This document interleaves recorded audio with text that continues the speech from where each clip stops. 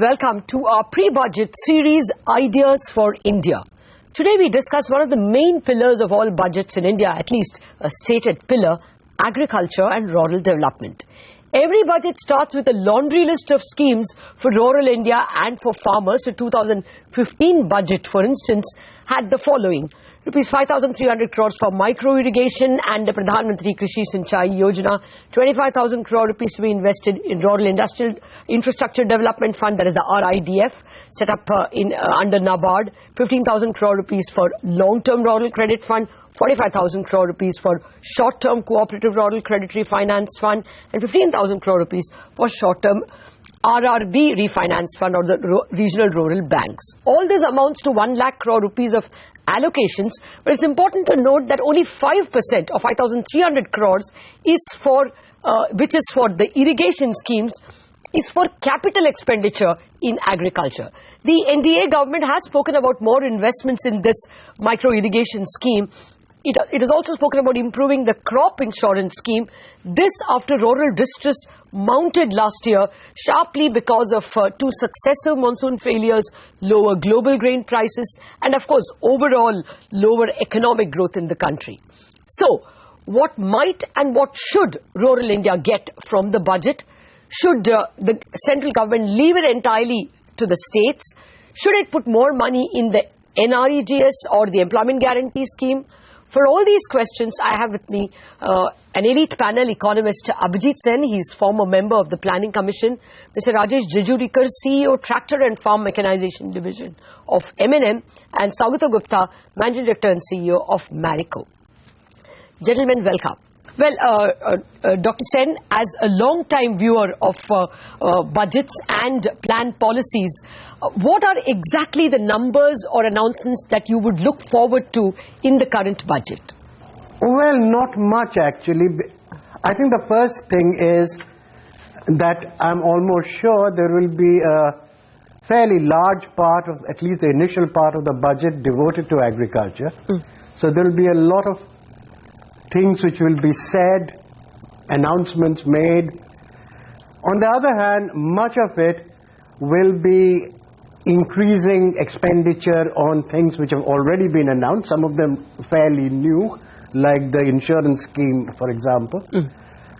But I wouldn't be looking for something very new in this. There may be somewhat larger amounts being mentioned, but traditionally what comes in the budget on agriculture is often really off-budget items, things which are expenditures by banks and non-government agents, and there's a reason for this.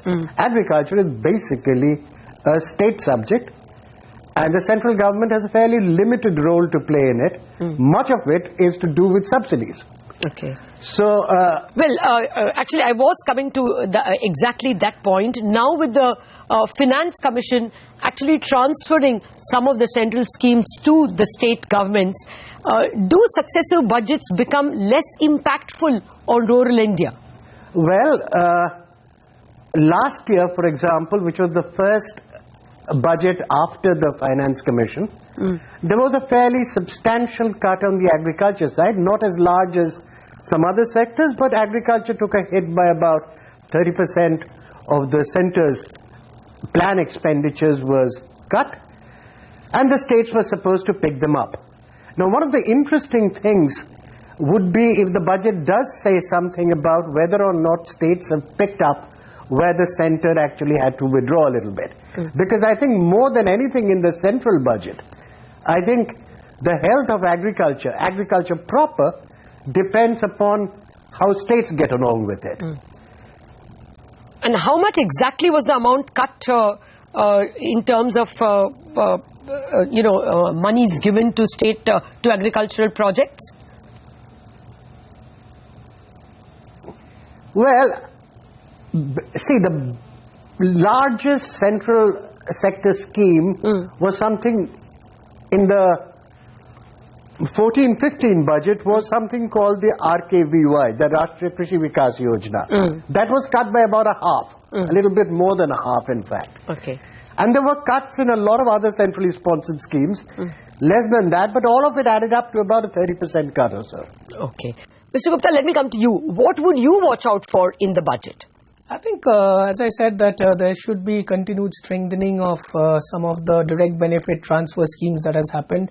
Maybe some more steps on things like crop insurance in certain states, especially which has had 2 consecutive years of drought, which will bring relief. However, I am of the firm belief that better execution, much more investment behind infrastructure is a much better route than just taking some short-term measures. Mr. Jejurikar, what exactly are the schemes or numbers that you would look out for in the budget?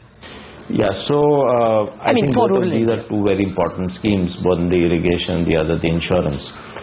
Capital formation has typically been about 10% of the government expenditure. The rest, as you know, is being spent across subsidies and other forms of support mechanisms. I think, like Dr. Sen said, my view would be what one should expect from the budget is a statement of direction at this stage and a progress towards investing in some of these very critical schemes. Only about 40-45% of the cultivated area gets irrigation right now. That is one of the key factors which makes us very vulnerable to monsoons like we've seen in the last 2 years, because there's not enough level of irrigation support available in most parts of the country or for many different types of crops. No, I take your point. I'm just trying to find out how will we measure the budget. See, I'll tell you the 4 or 5 numbers I picked up from the previous budget speech. 5,300 crores to support micro-irrigation, watershed development and the Pradhan Mantri Krishi Sinchai Yojana. 25,000 crore to the corpus of the RIDF set up in NABARD.